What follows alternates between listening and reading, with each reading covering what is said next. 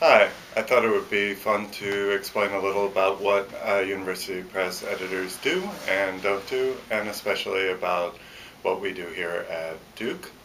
One of the funniest things about editing at a university press is one does very little actual editing. You don't sit through and mark up a manuscript from beginning to end. It's really, the job is called acquisitions editors because you're really thinking about what books should compose a list and then trying to convince people to publish those books here rather than somewhere else. In that way, I sometimes compare it to the A&R person at a record company.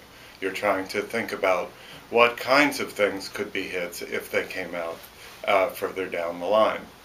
And the further down the line part is a really interesting challenge of being a university press editor.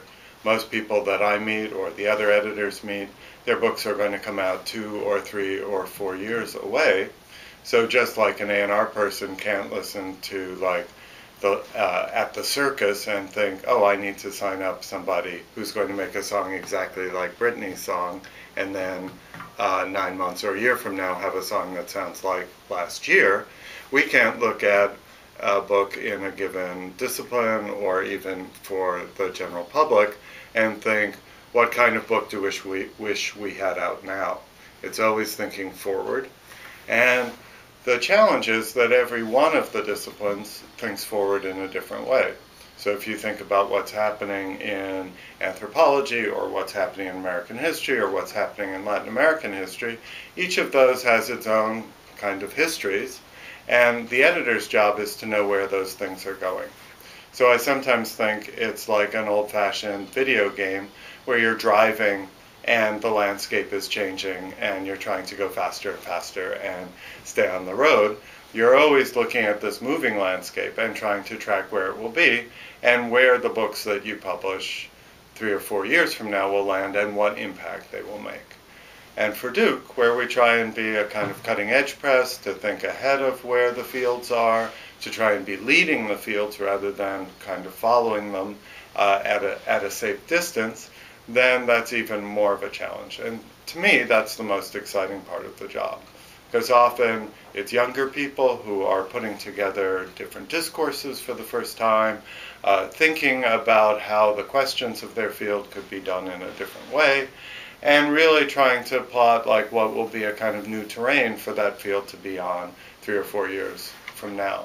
And very often you have the gratifying feeling of like something you saw coming becomes the dominant thing in the field, becomes so taken for granted that it's everything. When my colleague Reynolds Smith started the New Americanist series with Donald Pease in the early 90s, it was a perceived need that American studies needed to change. It needed a different point of view. It needed to see America as an empire in a different way, and to take account of different American histories rather than a single one. 5 or 8 years later, that had become the dominant thing in the field. There were, the books that had seemed really innovative and against the grain at the beginning had become very mainstream. So often there's a very quick history of something you're signing up ahead of time becoming the very normal thing. And then you have to be wondering, well, what's going to be next? One of the particular things about Duke that I think is distinctive is most of us are responsible for several fields at once.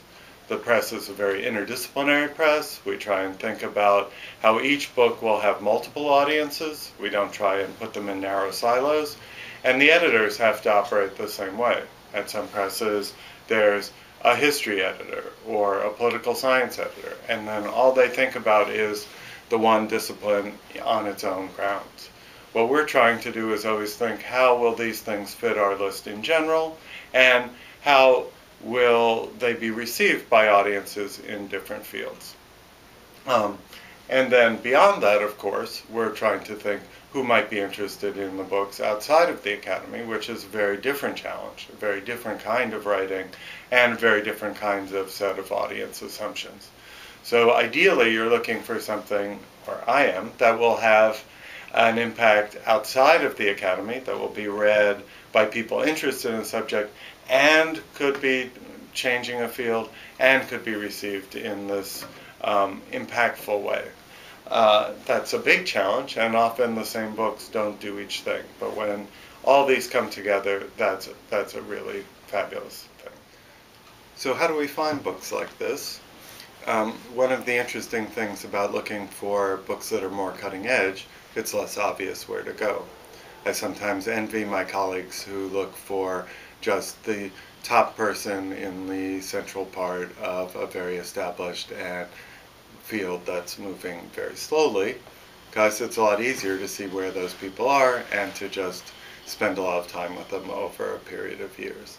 If you're really looking to be a kind of cutting edge, theoretically led press, and you're looking for where questions are being answered, then you have to move from field to field, you have to meet a lot of younger people, and you have to stay up with the senior people who might well have also the considered answers to those questions. The good part is it's somewhat self-selecting. Duke has a very strong profile. Lots of people send in manuscripts or proposals or emails offering us things, and I have to turn down about 30 things a week just to stay even with what I can do, which is probably more books than an editor should really be doing. The other editors also turn down a whole bunch of things.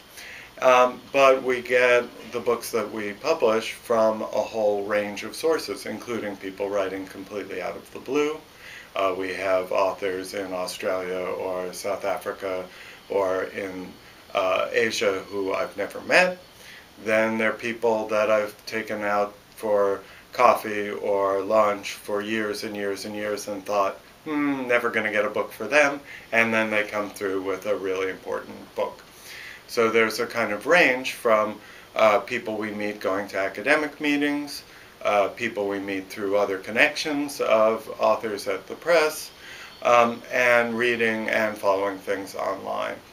I think the most valuable thing is traveling, getting out of the office, hearing what kinds of discussions are going on in different places, and then being able to kind of network through people, hear that gem of an idea that makes you think, oh, this is really a different way of thinking. This could really change people's ideas if they saw this person's work, and then being in a position to actually make that happen. There's a certain kind of thing I value about this that's kind of like midwifery, where you recognize that here's this valuable thing and you help to bring it in the world. And to through the review process, through our design, through what I can do giving advice as an editor on how the book should be structured, then all those things help bring it into the world. And that's where I feel like I make the biggest contribution.